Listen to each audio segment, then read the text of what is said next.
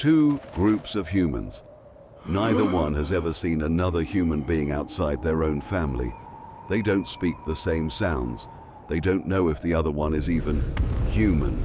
And they're walking straight toward each other. What happens in the next 60 seconds will decide whether your entire bloodline exists today or ends right here, in the dirt. This wasn't a city or a village or even a camp with walls. This was tens of thousands of years ago, long before writing, before farming, before anyone had ever drawn a map. Each tribe lived in a tiny bubble, sometimes no more than 30 people, isolated by mountains, rivers, or simply hundreds of miles of empty land. For generations, every face you ever saw belonged to someone you already knew. Your mother, your cousins, the same handful of families repeating themselves for your entire life. There was no concept of other people out there because as far as anyone knew, there weren't any. But the earth was changing.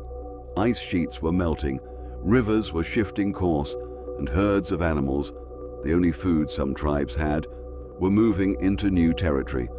And when the food moves, people follow it. Which means somewhere out there, on a riverbank or in a valley neither group had ever set foot in before, two completely separate worlds were about to collide, and neither one had any idea the other existed.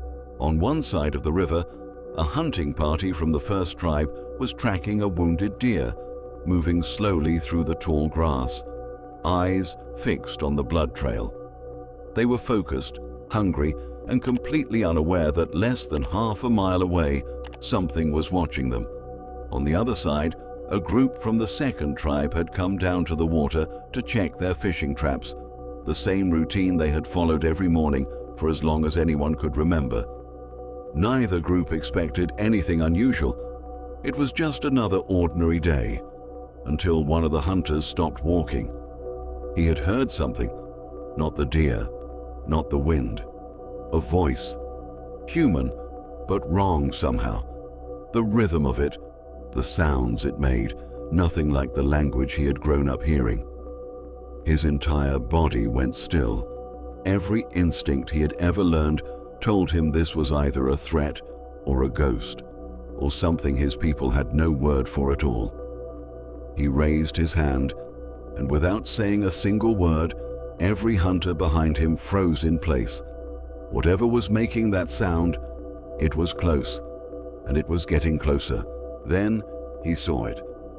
A shape moving between the trees. Not an animal.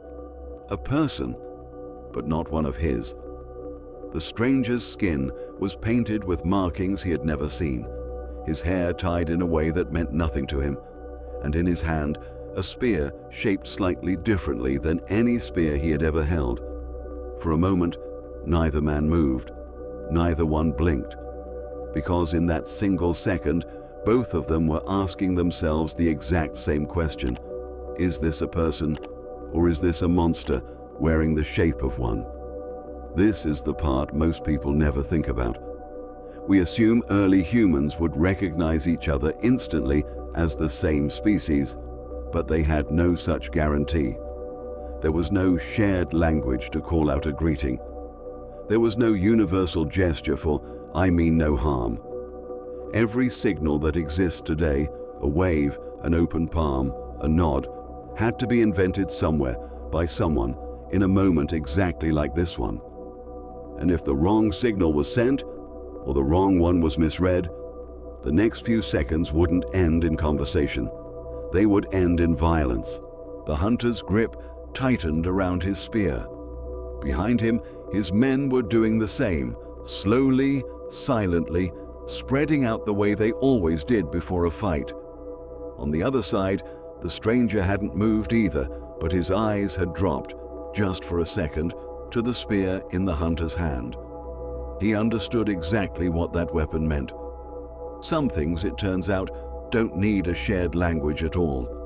A raised weapon means the same thing in every tribe, in every age, on every continent. It means stay back, or this ends badly. For a few unbearable seconds, nothing happened. Both groups stood frozen, separated by maybe 20 feet of open ground, each one waiting for the other to make the first move, because whoever moved first would decide everything. Attack, and there might be no survivors on either side, erasing both bloodlines in a single afternoon over a deer and a fishing trap.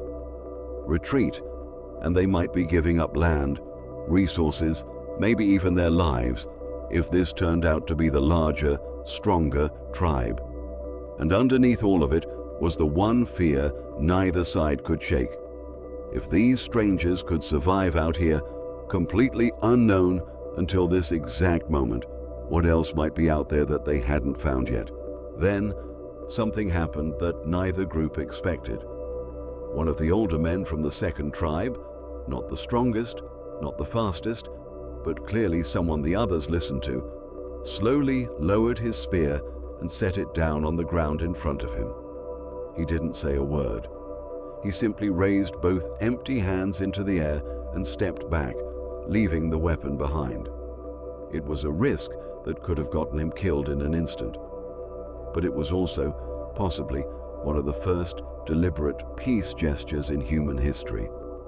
The hunter on the other side stared at the empty hands for what felt like an eternity. Every instinct told him this could be a trick, but something about it also felt unmistakably clear. This man wasn't attacking, and he wasn't running.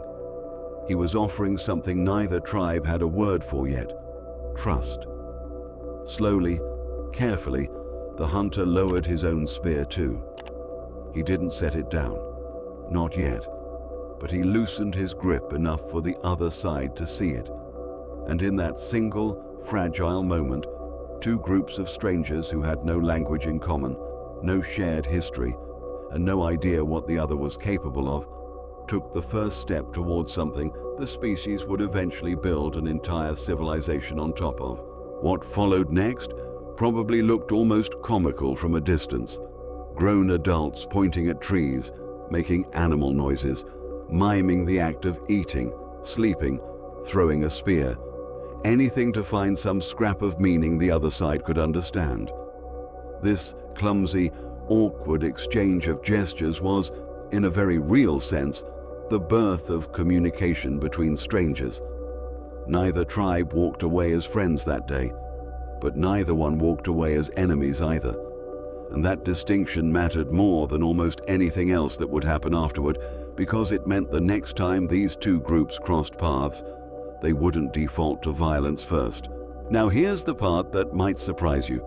We're describing this as if it's pure imagination, but anthropologists studying isolated tribes in places like the Amazon and Papua New Guinea have documented strikingly similar first contact moments, even in modern times. Researchers have recorded that the initial reaction is almost never immediate violence. It's almost always this exact pattern: frozen silence, weapons raised but not used, and someone, eventually, taking the first terrifying risk to signal peace. It's a pattern so consistent across completely unrelated cultures that some scientists believe it might be wired into us at a much deeper level than we'd like to admit. And genetics backs this up in an even stranger way. By studying ancient DNA, scientists have found clear evidence that early human groups didn't stay isolated forever. At some point, nearly every population on Earth shows traces of mixing with other groups, other tribes, and in some cases, even other human species entirely, like Neanderthals. Which means encounters exactly like the one we just described didn't just happen once. They happened over and over again for tens of thousands of years all across the planet. Every single one of us alive today is, in a very real sense, the descendant of a moment where two strangers chose not to kill each other.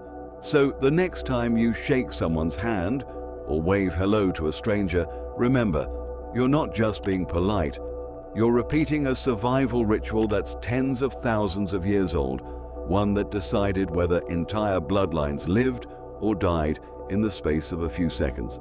But this raises an even bigger question. If peaceful first contact was possible, why did so many other encounters in human history end in war instead? That's exactly what we're going to dig into next. Make sure you're subscribed, because what you're about to learn might completely change how you see human history.